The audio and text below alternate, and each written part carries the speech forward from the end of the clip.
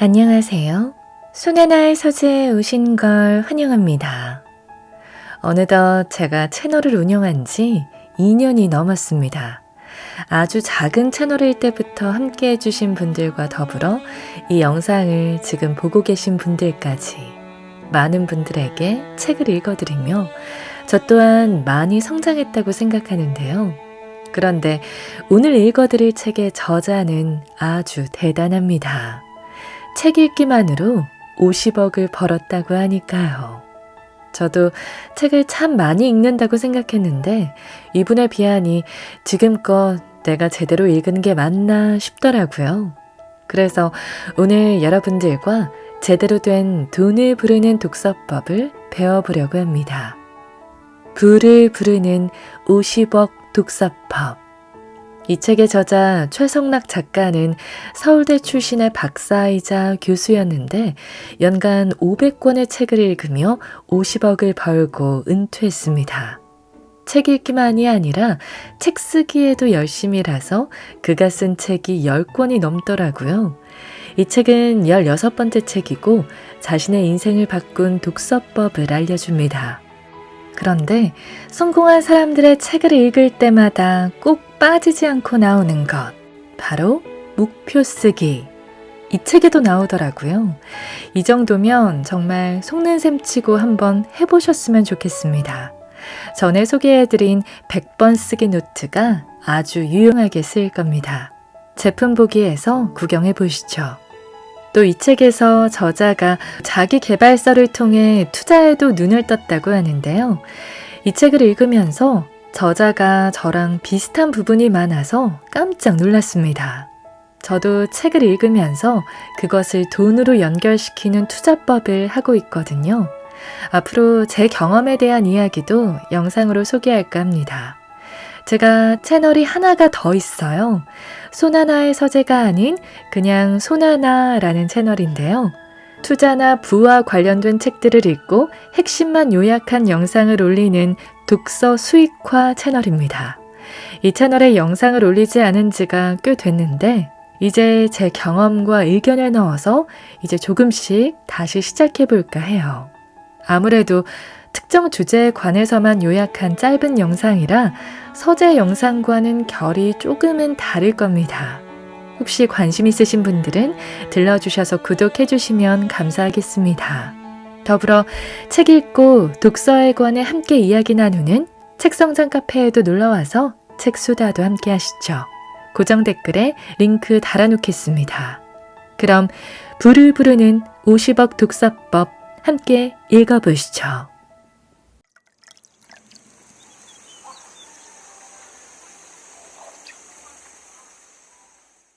하루 한 가지 새로운 경험하기와 책 읽기.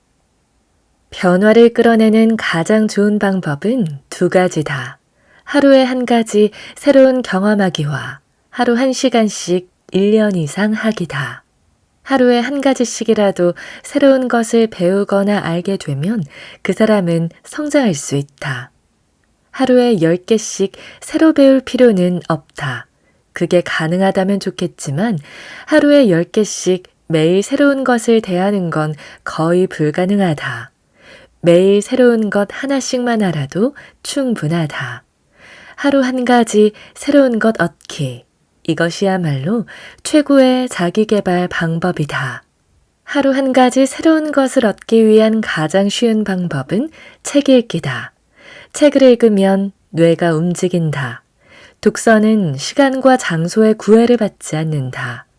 비용도 여행이나 맛집 탐방 같은 활동에 비해 훨씬 적게 든다.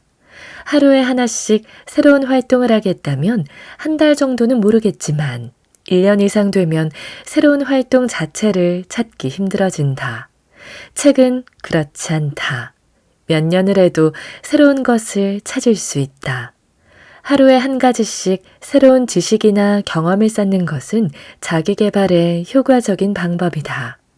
그리고 하루 한 가지씩 새로운 것을 하기 위한 가장 쉬운 방법은 책 읽기다. 하루 1시간 1년 하기와 책 읽기. 앞에서 이렇게 하면 실력이 오른다고 인정하는 두 가지가 있다고 했다. 하루에 한 가지 새로운 경험 쌓기와 하루에 1시간씩 1년 이상 하기다. 전자는 매일 새로운 것을 하는 것이지만 후자는 매일 같은 것을 꾸준히 하는 것이다. 하루 1시간 1년 이상 하기는 큰 효과를 얻을 수 있다. 무엇을 하든 하루 1시간씩 1년 이상을 하면 달라진 자신을 발견할 수 있다. 그것이 영어든 피아노든 펜싱이든 상관없다. 무엇이든 하루 1시간씩 1년을 하면 다른 사람들이 따라올 수 없는 실력을 갖출 수 있다. 난 책을 읽으면 달라질 수 있다고 했다. 그러면 책을 얼마나 읽어야 변화가 생길까? 10권? 아니면 20권? 권수는 중요하지 않다. 시간이 중요하다. 독서의 효과를 보려면 최소한 하루 1시간, 1년은 읽어야 한다. 그렇게 하면 1년 후에 달라진 자신을 느낄 수 있다. 그 사이에는 큰 변화를 느끼지 못할 수 있지만 1년이 지난 후에 생각이나 사고방식, 지식 측면에서 달라졌음을 느끼게 된다. 물론 하루 1시간 이상씩 매일 읽어온 사람이라면 그 변화를 조금 더 빠르게 느낄 수 있다. 하루 1시간 이하의 시간을 읽어왔다면 아직 책으로 인한 변화는 느끼지 못할 것이다. 어쩌다 좋은 책 덕분에 감동을 받고 지식도 얻을 수는 있지만 어디까지나 감동과 지식일 뿐이다. 드라마나 영화를 볼 때 얻는 감동이나 지식과 차이가 없다. 책을 통한 변화는 다른 유의 것이다. 이 변화를 스스로 인지하려면 하루 1시간씩 1년은 필요하다. 몸의 변화는 알기 쉽지만 마음의 변화는 알기 힘들다. 자기 자신마저 알기 힘든데 주변 사람은 어떨까? 하지만 몸이 변하는 것처럼 마음도 달라진다. 책 읽기는 마음을 변화시키는 훈련법이다. 책을 하루 1시간씩 1년 동안 읽으면 운동으로 몸이 달라지는 것만큼 마음과 생각, 사고방식이 달라진다. 이는 그동안 책을 읽어서 내가 이렇게 변했구나 라고 스스로 느낄 수 있을 만큼의 변화다. 벤츠를 살 수 있게 해준 자기계발서. 틈틈이 자기계발서를 읽었지만 딱히 이 책을 읽고 나 자신을 발전시켜야겠다고 생각한 적은 없었다. 나는 서울대 출신의 박사학위도 받았고 교수까지 되었다. 그런데 무슨 자기계발을 할 게 있겠나. 더 훌륭한 교수가 되려면 더 좋은 논문을 쓰면 된다. 동료 교수와 좋은 관계를 유지하고 강의를 잘하고 학교 업무와 프로젝트를 잘하면 된다. 어떻게 해야 좋아질지는 충분히 잘 알고 있었다. 어떻게 하면 좋을지 몰라서 자기계발서를 읽고 고민할 필요는 없었다. 사회과학 분야에서는 다른 책은 몰라도 최소한 자기계발서는 무시한다. 사회과학에서 사람에게 영향을 끼치는 요소가 무엇이라고 보는지 한번 살펴보라. 어떤 사회에서 태어나서 자랐는가? 어떤 부모를 만났는가? 본인의 성격이나 재능이 어떠한가? 친구가 어떤 사람들인가? 어떤 교육을 받았는가 등에 따라 사람의 삶이 정해진다고 본다. 본인이 이렇게 살아야지 결심하고 노력한다고 해서 큰 변화가 생기는 것은 아니라고 본다. 그런데 자기계발서는 그가 살아온 주변 환경은 상관하지 않고 본인의 노력 여하에 따라 삶이 달라진다고 주장한다. 사회과학에서는 자기계발서를 무시할 수밖에 없다.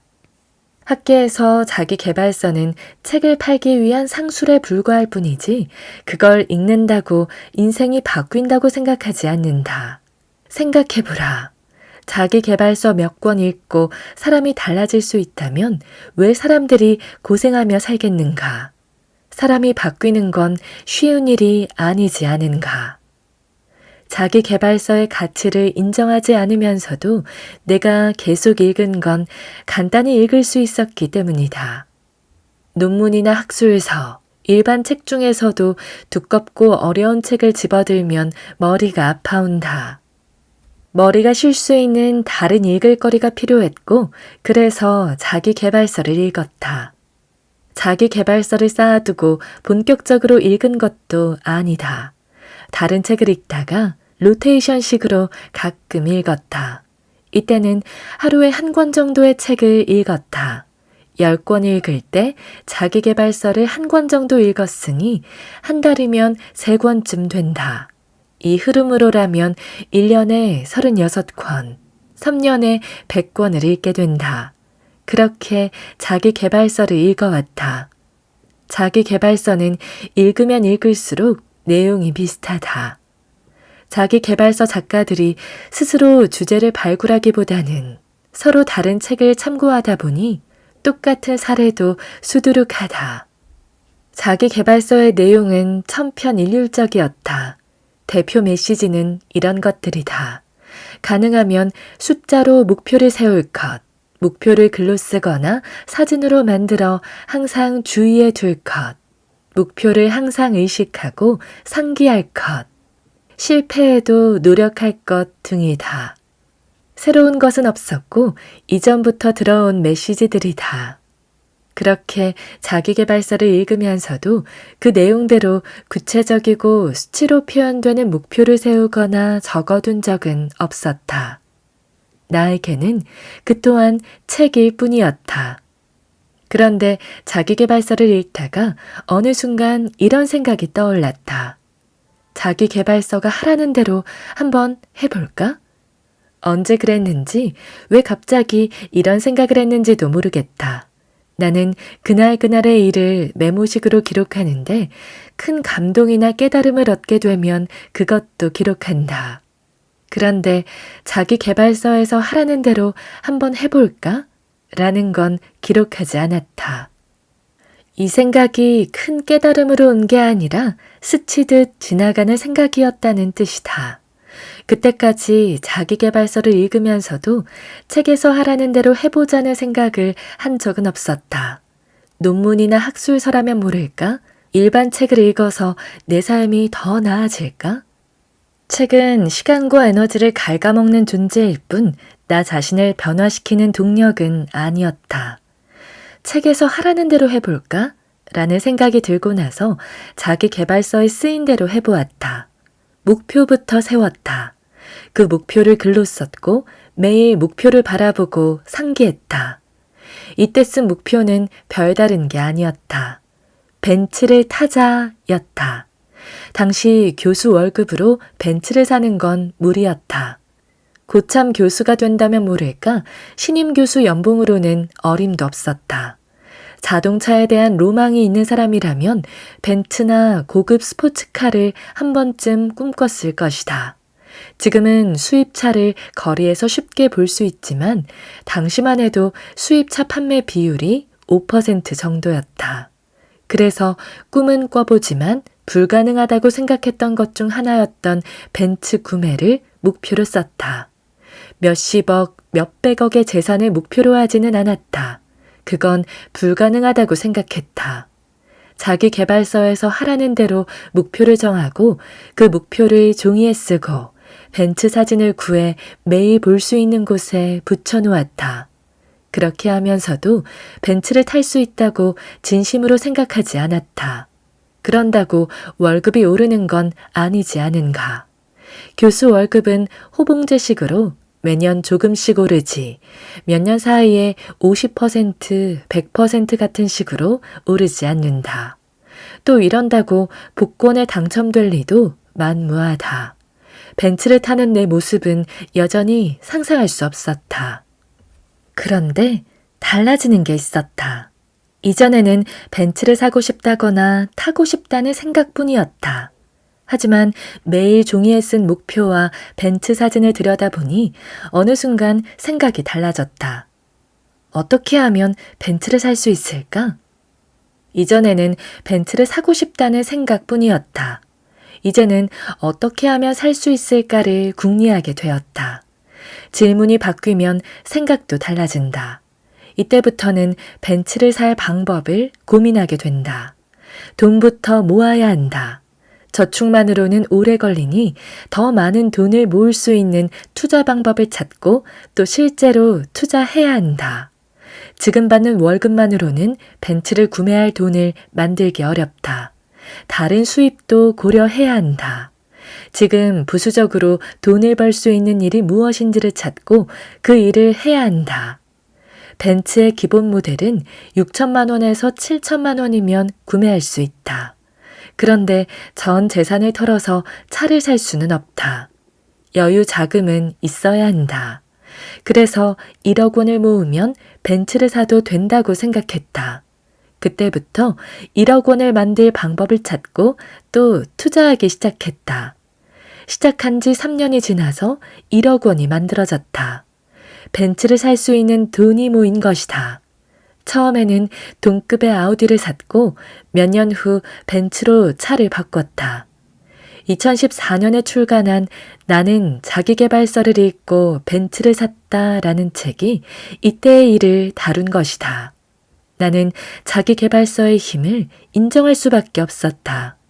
나와는 인연이 없다고 생각한 벤츠를 사야겠다고 마음먹게 하고 살 수 있게 만든 계기는 자기계발서였다.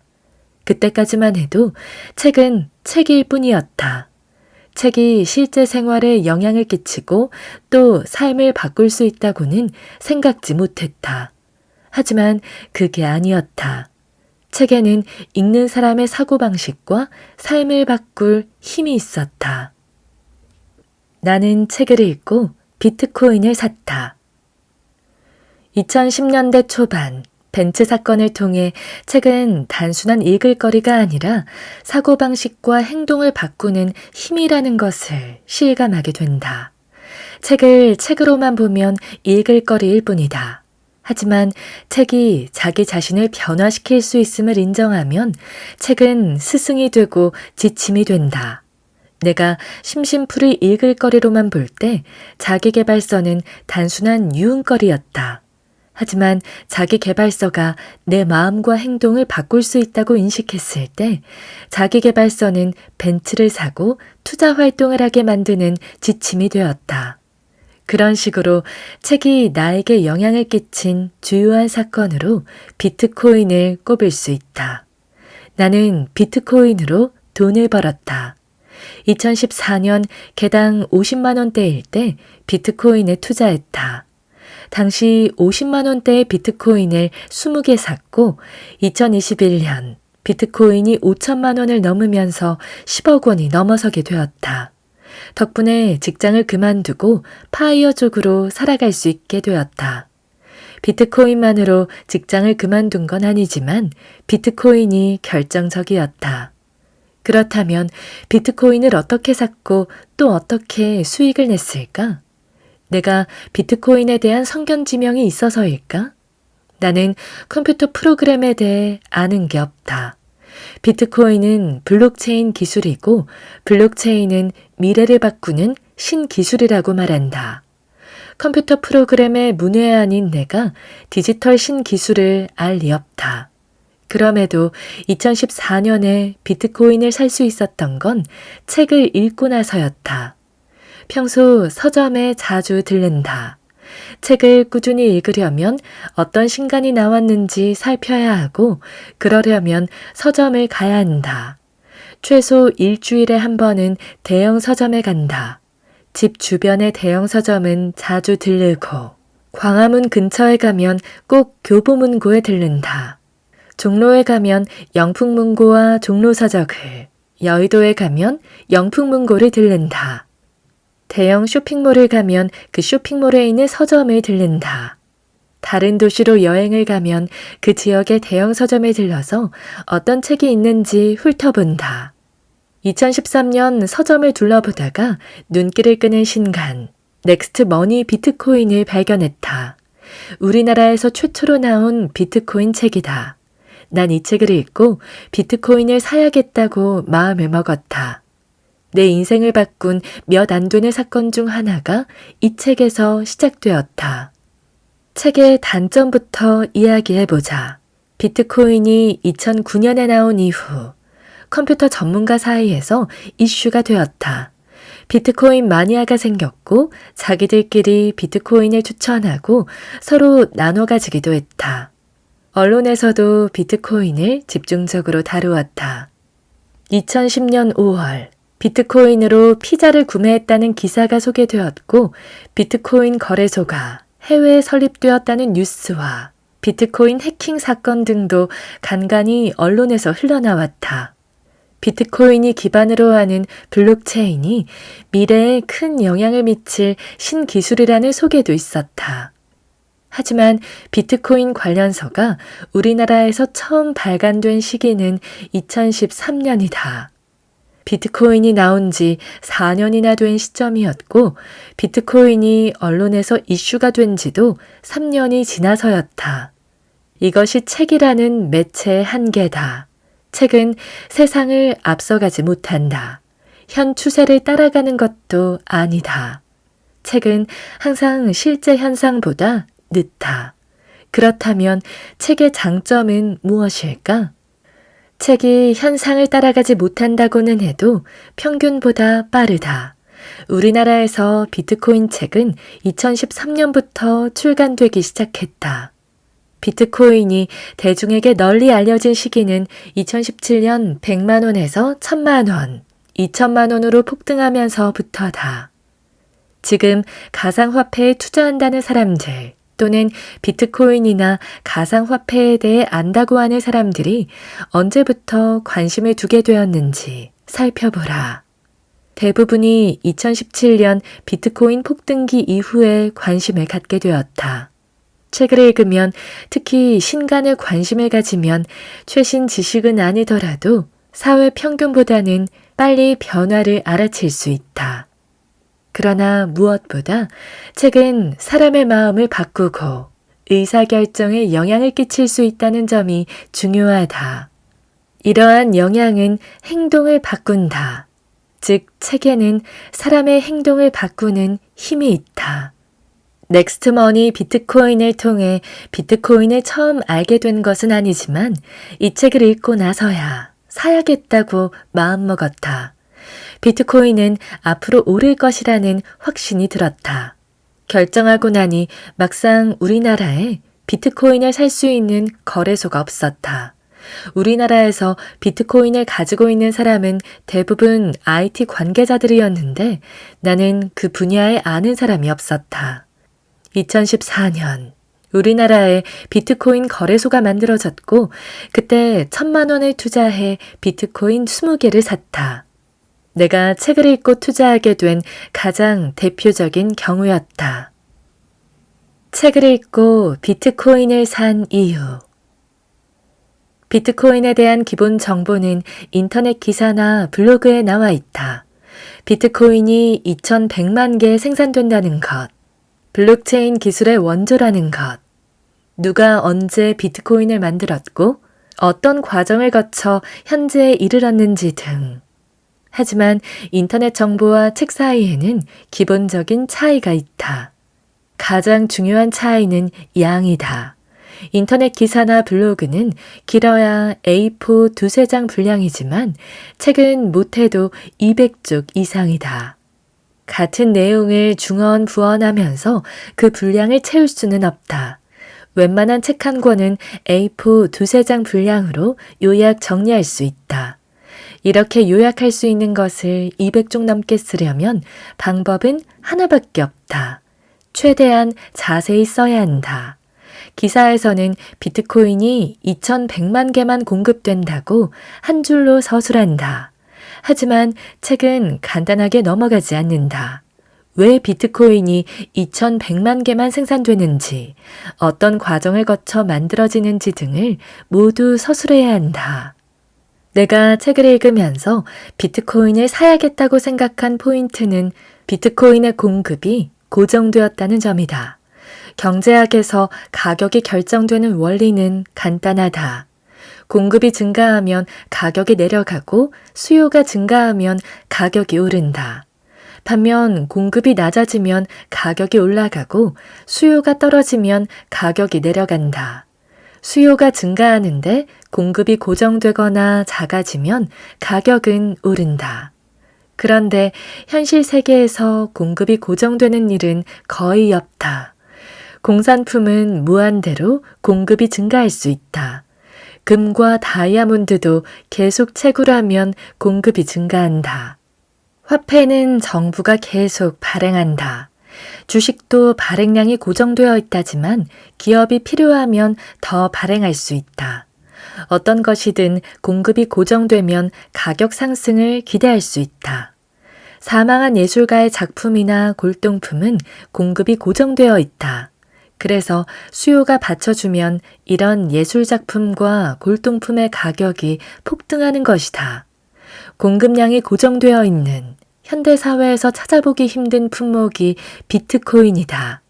비트코인이 2100만 개만 발행된다는 기사를 접했을 때는 비트코인 공급이 정말로 고정되어 있다고 생각하지 않았다. 말은 그렇게 해도 필요하면 더 공급량을 늘리는 게 일반적이다.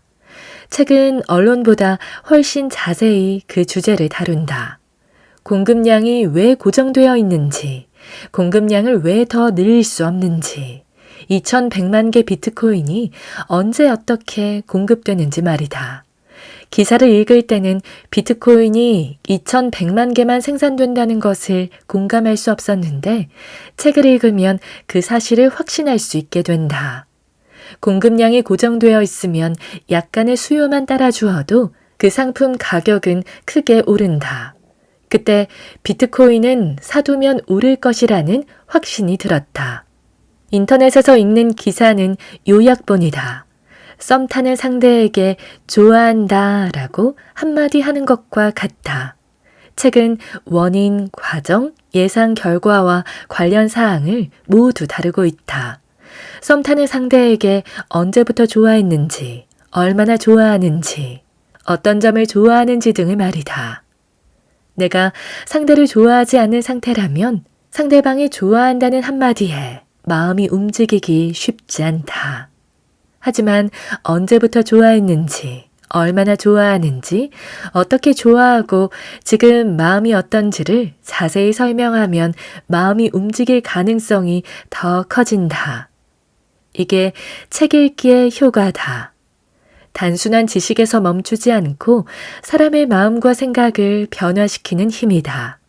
물론 넥스트머니 비트코인을 나만 읽은 게 아니다. 아무리 적어도 몇백 명은 읽고 비트코인 생산량이 고정되어 있음을 알게 되었을 것이다. 그러면 그들이 모두 비트코인을 샀을까? 그렇지는 않을 것이다. 이 책을 읽고 비트코인을 사려고 생각한 사람이나 실제로 산 사람은 극소수였을 것이다. 그 차이는 무엇일까? 투자에 대해 어떻게 생각하는지, 투자를 직접 해본 적이 있는지도 영향을 끼쳤을 것이다. 아무리 어떤 상품이 오른다고 확신한다 해도 투자 경험이 없는 사람은 그 상품에 투자하기 쉽지 않다. 비트코인이 유망하다고 생각해도 투자할 자금이 없어서 사지 못한 사람도 있을 것이다. 가장 중요한 이유는 기반 지식이라고 생각한다. 비트코인 공급량이 2100만 개로 고정되어 있다는 것의 의미를 알고 있는지의 차이다. 경제학 지식이 있는 사람은 공급량 고정이 어떤 의미인지 파악할 수 있지만 경제학을 잘 모르는 사람은 어떤 의미인지 알 수 없다. 이건 경제학 원론 교과서에 나오기도 하는데 교재를 몇 번 읽어서 체감할 수 있는 건 아니다. 경제에 관한 지식, 상품 가격과 역사에 대한 지식이 받쳐주어야 그 중요성을 알 수 있다. 나는 공급량 고정의 중요함을 어떻게 알았을까? 이것도 책으로 접했다. 경제, 경영 관련 책들을 읽으면서 공급과 수요에 따라 가격이 어떤 식으로 변하는지 지식을 얻었다. 투자에 도움이 되고자 또는 돈을 벌고자 읽은 건 아닌데 비트코인 책을 읽으면서 이 지식이 유기적으로 연결되었다. 투자한다고 해서 투자책만 읽으면 곤란한 이유다. 투자와 관련이 없더라도 다른 책들을 읽는 것은 간접적으로 영향을 끼친다. 내가 2014년에 비트코인에 투자할 수 있었던 것은 책 덕분이다. 책에 감사할 수밖에 없는 이유다. 나의 투자 방법은 책에서 나온다. 순자산 50억 원 덕분에 직장을 그만둘 수 있었다. 직접적으로는 비트코인 투자로 금융자산이 많이 발생해서이고 그 외의 투자에서도 어느 정도 성과를 거두어 직장에 사표를 낼 수 있었다. 내가 투자를 시작한 시기는 2011년 종잣돈 1억 원이 만들어지면서부터였다. 종잣돈 1억 원과 당시 살고 있던 2억 5천만 원 정도의 오피스텔이 불어나 2021년 50억 원 정도가 되었다.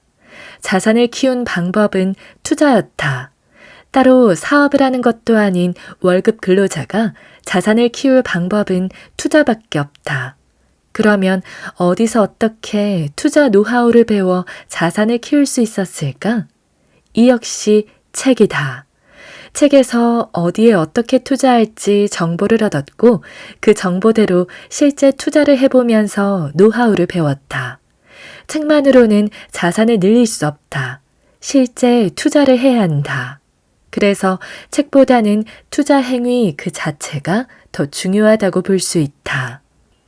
하지만 투자 행위 자체에 중점을 두는 사람은 많다.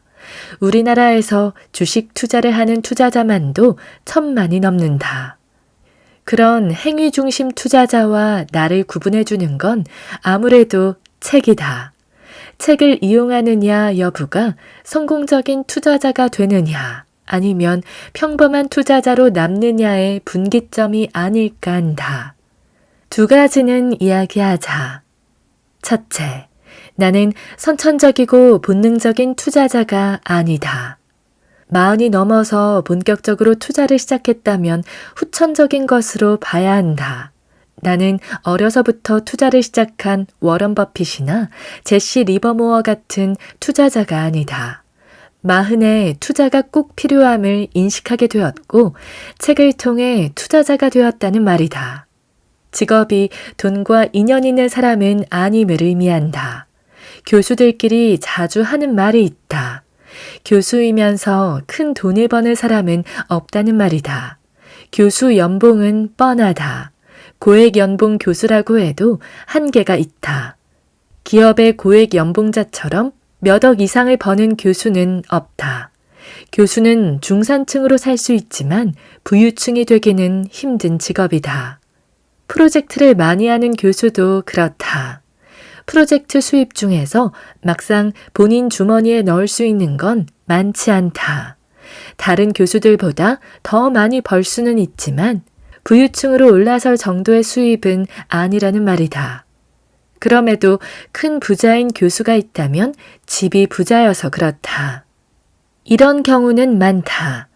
부자인 교수를 보고 훌륭한 교수가 되어서 부자가 되었다고 생각해서는 곤란하다. 교수는 돈과 관련 없는 직업이다. 내가 교수여서 투자에 성공했다고 생각해서도 안 된다. 내가 투자에 성공할 수 있었던 건 학문과 관련 없는 일반 투자책 덕분이다. 둘째, 전공이 투자에 큰 도움이 되었다고 생각할 수 있다. 나의 대학 전공은 경제학이고 경영학과에서 교수를 했다. 혹자는 내가 경제학과 경영학을 전공했으니 이를 바탕으로 투자에 성공했다고 생각할 수 있지만 경제학과 경영학 전공자로서 그건 분명히 아니라고 말할 수 있다. 경제학 전공자나 경영학 전공자는 투자 지식은 있을 수 있지만 투자에 성공하기는 어렵다. 즉, 경제학자와 경영학자가 투자를 통해 부자가 되었다는 이야기는 듣기 힘들다. 물론 경제학은 주식 이야기를 한다. 주가에 영향을 끼치는 요인이 무엇인지 많은 연구를 한다. 그런데 경제학은 시장이 경쟁적이고 따라서 초과 이윤, 초과 수익은 불가능하다고 본다. 주식시장만이 아니라 어떤 시장이든 초과 이윤을 얻을 수 없다고 본다. 단 독과점 시장에서는 초과 이윤을 얻을 수 있다. 주식시장은 수많은 참여자가 거래하는 완전 경쟁 시장이다. 이런 시장에서는 큰 수익을 얻을 수 없다는 것이 경제학에서의 진리다. 경제학의 대표적인 주식시장 이론이 효율적 시장 이론이다. 숨겨진 내부 정보로만 수익을 얻을 수 있고 그 밖의 정보로는 수익을 얻을 수 없다는 이론이다.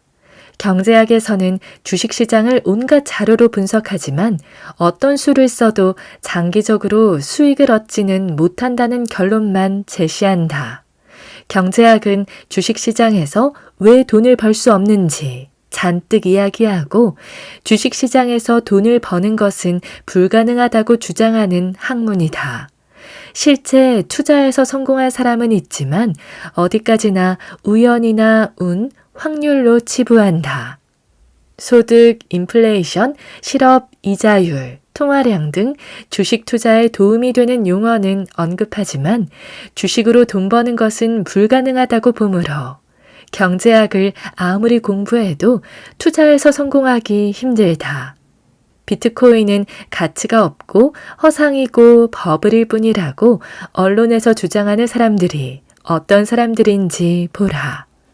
대부분 경제학 전공자들이다. 진리를 말할지는 모르지만 돈은 벌 수 없다. 경영학에서도 투자 이야기를 한다. 투자론이라는 과목도 있다. 교수일 때 투자론과 재무관리론을 맡아서 가르쳤다. 투자론은 투자를 성공적으로 하는 법을 가르치는 것이니 이를 알면 투자를 잘할 수 있을 거라고 생각할 수 있다. 하지만 그렇지 않다. 물론 투자론은 성공적인 투자 방법을 이야기한다.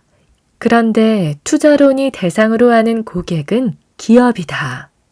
경영학은 기업을 경영하는 사람이 어떻게 해야 하는가를 말하는 학문이다. 기업 중에서도 대기업이 대상이다. 경영자와 대기업의 입장에서 어떻게 투자해야 하는지를 말하는 게 투자론이다. 일반 개인 투자자를 위한 투자법은 논외다. 대기업과 개인 투자자 사이의 가장 큰 차이는 무엇인가? 자금의 규모다. 투자론에서 이야기하는 투자는 자금 제한이 없다. 돈이 부족하면 얼마든지 외부에서 조달할 수 있음을 전제한다. 그런데 개인 투자자가 이런 식으로 투자하면 망한다. 목표 수익률도 다르다. 투자론에서는 시장 이자율보다 좀 더 높은 수익을 목표로 한다. 지금 이자율을 고려하면 연 5%, 7% 수익만 얻어도 훌륭한 투자라고 본다. 이런 수익률을 목표로 하는 개인 투자가는 없다. 경영학의 투자론이 알려주는 대로 투자를 하면 돈을 잃지 않을 수는 있어도 큰 돈을 버는 건 불가능하다. 투자론에서는 투자에 성공할 확실한 방법을 제시하지 못한다. 경영학의 다른 분야에서는 이래야 한다, 저래야 한다는 확실한 지침을 말한다. 하지만 투자론에서는 이러면 망한다, 저러면 망한다는 것은 확실히 아는데 이러면 큰 돈을 벌 수 있다는 이야기는 다루지 않는다. 그건 투자론도 모른다. 난 투자할 때 투자에 관한 일반적인 책을 참고했다.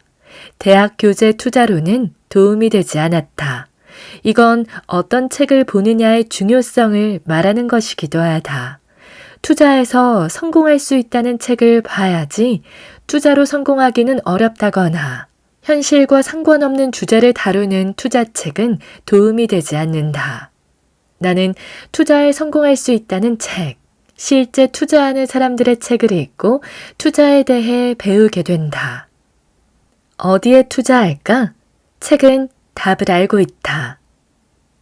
본격적으로 투자를 해보자고 마음을 먹었다. 그렇다면 어디에 어떻게 투자해야 할까? 인터넷을 보면 수많은 투자 정보를 소개하고 있다. 이 종목이 좋다는 둥, 저 종목이 좋다는 둥, 주식 투자뿐 아니라 부동산 투자, 금은, 농산물 같은 대체 투자도 찾아볼 수 있다. 나는 투자 정보를 어디서 어떻게 얻었을까? 투자 정보는 주로 책에서 얻는다. 매년 끊임없이 출간되는 투자 관련 책들을 보고 투자 결정을 한다. 난 미국 주식에서 큰 수익을 얻었다. 미국 주식을 시작한 시기는 2015년경이다. 당시 우리나라에서 중국 주식을 직접 구매할 수 있는 선강퉁과 후강퉁 등이 시행되었는데 이때쯤 해외 주식을 시작하자는 붐이 일었다. 당연히 중국 주식이나 미국 주식을 시작하라는 책도 꽤 출간되었다. 이런 책들을 보면 우리나라 주식이 아니라 왜 중국이나 미국 주식을 사야 하는지 이유가 자세히 쓰여 있다. 이 책들에 따르면 우리나라 주요 기업들보다 중국과 미국의 주요 기업들의 실적이 더 좋다. 실적이 좋아야 주가가 오르기 마련이고 실적이 좋을수록 주가도 많이 오른다. 실적이 더 좋은 기업에 투자해야 한다면 중국이나 미국 주식에 투자해야 한다는 것이다. 당시 미국 주식이나 중국 주식 관련 책을 몇십 권 읽었다. 이 책들은 해외 주식 투자는 국내와 달리 장기적 관점에서 접근해야 한다면서 꾸준히 오를 주식들을 추천했다. 우리나라 기업 정보는 빠르게 구할 수 있으므로 단기 거래도 가능하지만 해외 기업 정보는 우리나라에서 빠르게 구할 수 없다. 그러니 해외 주식 투자는 반드시 장기적으로 해야 한다는 논리였다. 이 책들의 내용대로 투자해보기로 했다. 국내 주식은 단기적으로 사고 팔더라도 해외 주식은 최소 3년에서 최대 10년은 그대로 들고 가보기로 했다. 종목은 어떻게 고를까? 내가 해외 기업을 자세히 알 리 없다. 이 책들에서 공통으로 추천하는 종목을 대상으로 했다. 책에서는 어떤 종목을 추천하면서 왜 유망한지 근거를 제시한다. 몇 마디 간단히 하는 것이 아니라 최소 5쪽 이상, 길게는 20쪽 정도를 할애해 그 종목의 경쟁력을 말한다. 이유를 길고 자세히 서술하는 것이 책의 장점이다. 이유와 근거를 확실히 알고 투자하는 것과 모르고 하는 것은 장기적으로 큰 차이를 만들어낸다. 책마다 공통으로 추천하는 종목 중에서 주가가 좋으리라는 근거가 마음에 와닿는 종목을 선정했다. 이 주식들은 책에서 말하는 대로 몇 년간 건드리지 않기로 했다. 당시 구매한 종목들이 실제로 큰 수익을 안겨주었다. 모든 종목에서 수익이 난 건 아니다. 중국 주식 중에는 손실이 나거나 몇 년이 지났는데도 약간의 수익만 난 것들도 있다. 크게 오른 종목으로는 넷플릭스, 아마존, 구글, 애플 등이 대표적인데 당시 책들이 추천했던 종목들 중에 내가 구매한 것들이다. 처음 1년여 동안은 손실을 봤지만 장기적으로 큰 수익을 안겨주었다. 비트코인과 미국 주식의 수익으로 나는 직장을 그만둘 수 있게 된다. 물론 책대로 해서 항상 좋은 결과만 얻었던 건 아니다. 주식 투자 책은 해외 주식에 장기 투자하라고도 하지만 차트나 그날그날의 이슈와 트렌드를 보고 매일 사고 팔라고도 한다. 선물 옵션을 추천하거나 가치주나 배당주 위주로 투자하라는 책들도 적지 않다. 물론 그 책들도 읽었고 거기에서 추천하는 방식으로도 투자해 보았다. 미국 주식에 장기 투자한 것은 특별한 일이 아니었다. 책에서 하라는 대로 한 수많은 투자 방식 중 하나였을 뿐이다. 그렇다고 미국 주식에 큰 돈을 투자하지도 않았다. 다른 방식으로도 투자해야 해서 전체 투자금 중 일부만 넣었다. 막상 충분한 수익을 주는 방식은 별로 없었다. 단타, 차트를 보고 매일 거래하는 방식은 나와 맞지 않았다. 주식 거래를 매일 하려면 아침 9시부터 컴퓨터 앞에 앉아 있어야 했다. 장이 마감되는 오후 3시까지 컴퓨터 앞에 앉아 있지는 않더라도 최소한 오전장이 열릴 때 1시간 정도는 시장을 지켜보는 게 중요했다. 하지만 나는 직업이 있다. 오전 1시간을 매일 할애하는 것은 불가능하다. 조금 해보다가 맞지 않는 방식이라 생각하고 포기했다. 주식, 상한가를 쳤다. 같은 뉴스와 정보를 확인하고 이를 통해 주가 움직임에 대한 감을 배우라는 책도 읽었다. 말이 되는 것 같아 한번 해보자고 달려들었다. 그런데 주가가 상한가가 되는 이유를 보니 어이가 없었다. 유망한 대선 후보와 같은 고등학교 출신이 이사로 있다는 이유로, 예전부터 알려져 있던 정보가 언론 기사로 나왔다는 이유로 상한가가 되기도 했다. 이해하려면 할 수는 있겠지만 말이 안 되는 이유였다. 이런 식으로는 곤란하다는 판단을 했고 손을 뗐다. 나의 주식 투자는 이런 식이다. 투자에 관한 책을 꾸준히 읽는다. 책에서 소개한 방식 중에서 괜찮다 싶은 게 있으면 직접 그 방식대로 해본다. 읽을 때는 괜찮아 보였는데 직접 해보면 맞지 않는 방식이 있다. 그러면 그 방식은 포기한다. 내가 계속할 수 있는 방식이면 그대로 해본다. 그렇게 하다가 일정한 시간이 지나면 결과가 나오기 시작한다. 몇 달 정도로는 좀 부족하고 1, 2년 후 그 방식이 수익이 나는지, 수익이 난다면 어느 정도 나는지 나름대로 판단이 선다. 수익이 나지 않으면 포기한다. 수익이 나더라도 만족할 만한 수준이 아니면 포기한다. 배당주 투자, 저PER, 저PBR 등의 주식을 보유하는 시스템 투자도 그래서 포기했다. 수익이 나기는 하지만 만족할 만한 수준은 아니었다. 이렇게 내가 하는 투자법 중에서 스스로 개발한 방식은 없다. 스스로 투자 방식을 개발하려면 에너지와 노력, 시간이 필요하다. 나는 그렇게까지 성실하게 노력하는 투자자는 아니다. 내가 하는 모든 투자 방식은 책에서 읽고 배운 것들이다. 이런 방식은 지금도 유지하고 있다. 책을 읽다 보면 이 종목은 괜찮겠다라는 생각이 든다. 끊임없이 새로운 투자 방식도 소개되고 있다. 새로운 투자 방식을 만든다는 건 참 어려운 일이다. 그런데도 1년에 몇 가지씩의 새로운 투자 방식이 책으로 소개된다. 나는 지금도 설득력 있는 새로운 투자 방식이 나오면 그 방식대로 적용해 본다.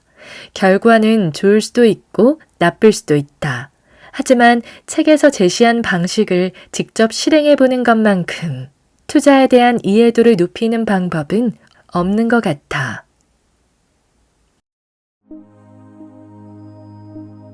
오늘 저와 함께한 시간 어떠셨나요? 편안한 시간이 되었길 바라며 또 들러주시길 기다리겠습니다.